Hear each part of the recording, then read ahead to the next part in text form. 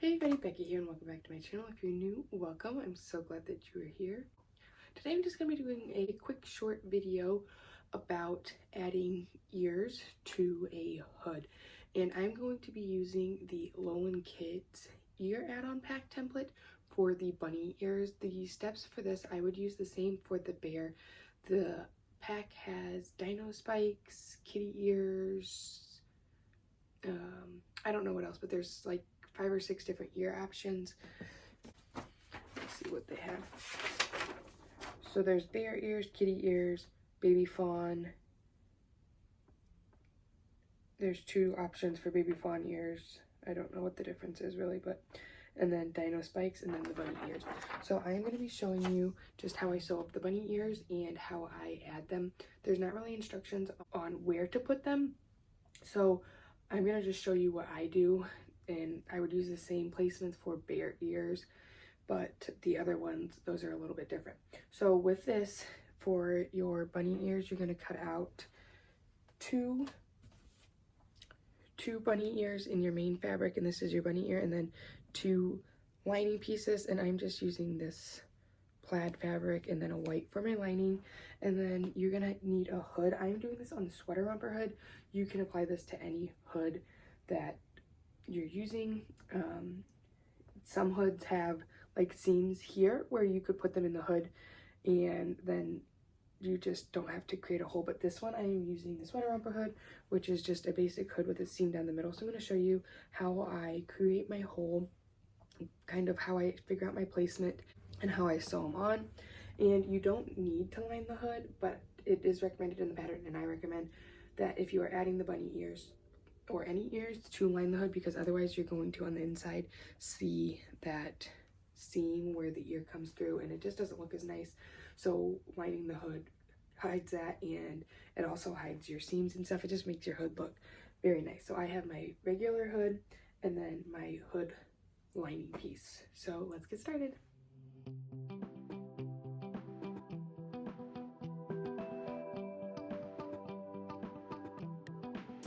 So the other thing I forgot to mention is there are 3 different sizes. I think this is the pattern pieces. Yeah, there's a small, medium, large, and you want to typically use different sizes. I think the instructions have recommendations. I am doing a 6-month, so I'm using the small, and you would just want to kind of adjust. And so the small, it's kind of recommended for newborn to a 12-month, but if you wanted to use bigger ears or smaller ears, you totally could. So the first thing you're going to do to create your bunny ears or your bear ears is you're going to lay out your main fabric with right sides up, and then you're going to take your lining piece and lay it right side down, so they are now right side together, lining up your raw edges. And I do this, I recommend using a sewing machine for your ears and attaching them. They just go a lot nicer. You could use a serger, but it's not going to be as clean, and then especially attaching it, it just doesn't come out as clean. But if you only have a serger, you definitely could do it with a serger.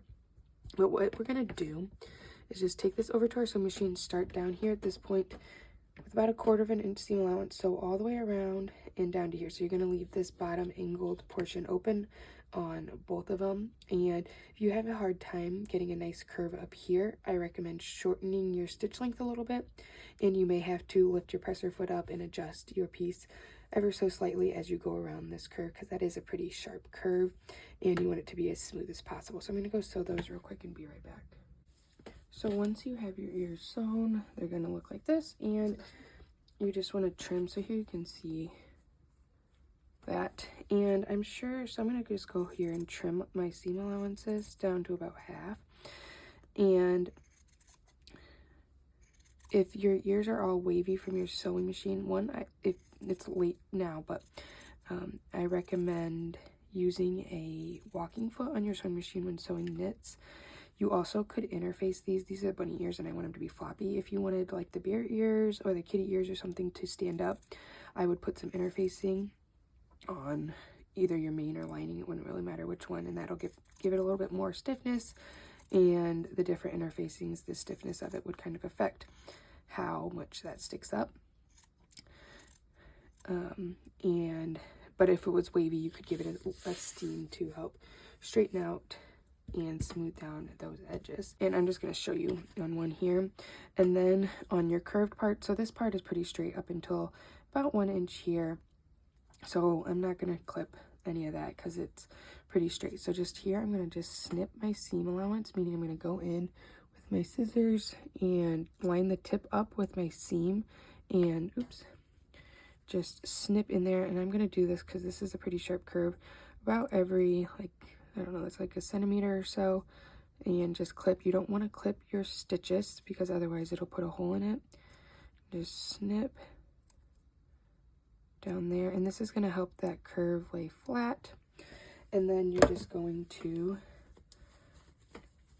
turn it right side out, kind of smooth that out with your finger, or you can use a tool or whatever, but get it to lay nice and flat. And you can press this if you wanted to. You could top stitch around your ear. It just kind of depends on what you want. Get it to lay flat, and then I flip it over like so, and you have these little notch outs, I guess you can call them, at the bottom, these angle pieces. And what you're going to do is you're going to fold it in so that, I know mine doesn't line up the best, but you're going to fold it kind of upward so that that angle piece lines up with this middle piece here. So it's going to fold in that way and then this way, and those overlap. And you just want to pin those. And I like to baste these down. And as I showed you that mine, they kind of didn't line up great. So what I'm going to do is I'm going to go and I'm going to baste about 1/2 inch above, just so you make sure you get them. And then I'm going to trim it so that I make sure when I sew it on, I'm getting all of the layers in there and everything is nice and even. And then this kind of makes your ear take shape, and you would do that same thing with those bear ears. So I'm going to go ahead and I'm going to do this one as well, but I'm going to get this basted, trimmed up, and then I will be back with my hood pieces to show you how to attach it. All right, so I have these basted, you can see there. And if you're not familiar, basting is just basically a temporary stitch. You just set your stitch length to the longest stitch length into a straight stitch. And I'm just going to take my rotary cutter, you can use scissors, just go across there straight and make sure that all of my raw edges line up. And that wasn't very straight, so I'm going to correct that. It actually is probably easier to use scissors here. And again, just snip it. And I just want to make sure that they're the same height, and those are pretty good. So now I'm going to get my hood out. And I like to sew my hood together.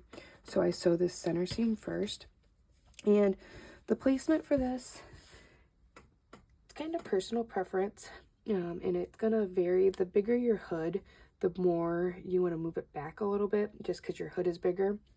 And what I like to do is go about 3 inches over and then about 1 inch down from my seam, and then this front raw edge. You want to make sure you have it correct. It's easy to accidentally flip your hood. You sew along this big long curved edge as well. You could do this before you sew, but just now when it's nice and sewn, I know when I sew it and line it up and I make my hole, it's going to be even and it's not going to shift. And then you can also decide if you want your ears to lay this way on your hood or they can be this way. I like to do mine so that the bottom of the hood or the bottom of the ear is perpendicular to the front, so that then when the hood is worn, they flop down the back like this. Otherwise, they're going to flop more down the side. So again, kind of personal preference. The bear ears, I definitely would put this way because then they're going to stick up forward facing. So what I do, and I like to use my rotary cutter like this, so I go 2.5 inches over and 1 inch down, and I just take my rotary cutter and right at that 1 inch mark, I just push and make a slit. If I didn't have a rotary cutter, what I would do is I would make a mark on one side, I would fold it in half, and then just do a very small snip through both layers. with my scissors. And then I just take, you want your hole to be basically just big enough to fit your bottom of your ear in. So right now, my hole is a little bit small. So I'm just gonna take my scissors and I'm gonna line this up here. And I'm just going to cut, I'm cutting through both layers, cut a little bit more out of my hole. And because this is a knit, you can stretch it a little bit. So you can kind of err on the side of too small and it'll stretch. So I have my hole here and that's on both sides. And you want to do this on your main fabric, not your lining fabric. And there's my holes. And so then what you're going to do is you're going to open your hood up like so. And I prefer the lining of my bunny ears to be up. You can flip it down this way if you wanted to. But here's what I was talking about, where if you do your ear, it's kind of droopy this way, or it's going to droop back. But what you're going to do is you're just going to take your bottom of your ear and slide it into this hole here and pull it through. I pull it through about 1/4 of an inch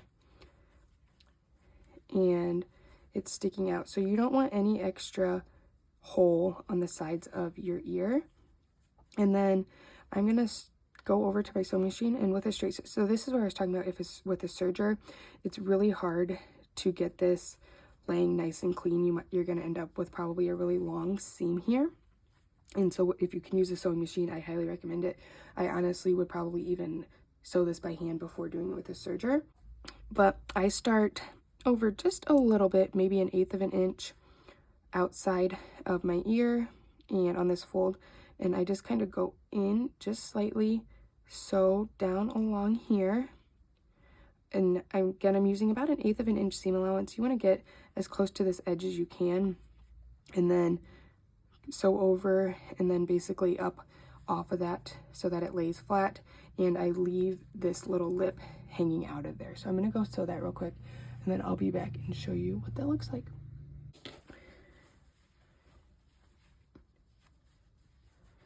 Alright, so I went ahead and sewed on both of my ears, and so you can see there how I did that, and over here.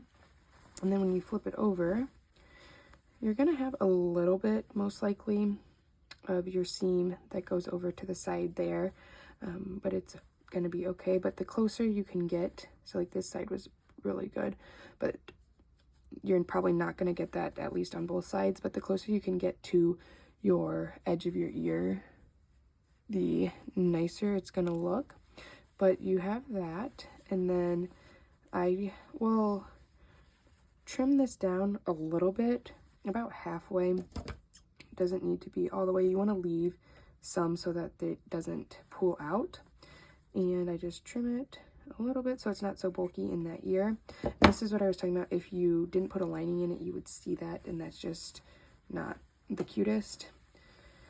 And then I got my ears that just flip on back, and now my ears are added, and then I just lay them flat like that, and then I just take my hood lining, right sides together, and sew it on just like you would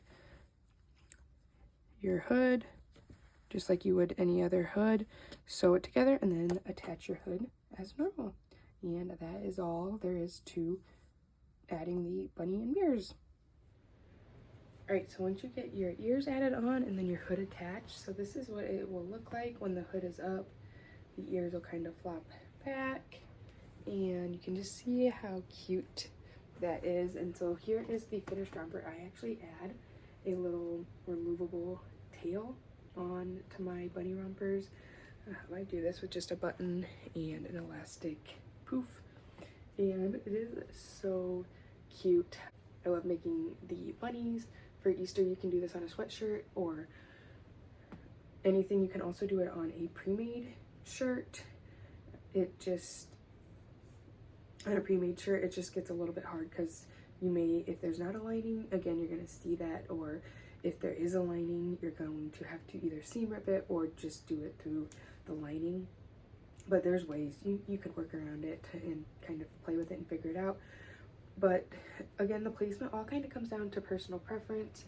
You can see here what I would recommend if you're not sure about it, pin them on and just like set the hood if you have your kid or somebody to put it on, or just pin it and hold it up and look at it and see if you like it and what you think. But really, it's not gonna look bad unless you like have the ears all the way down here, but it's gonna look fine however you do it.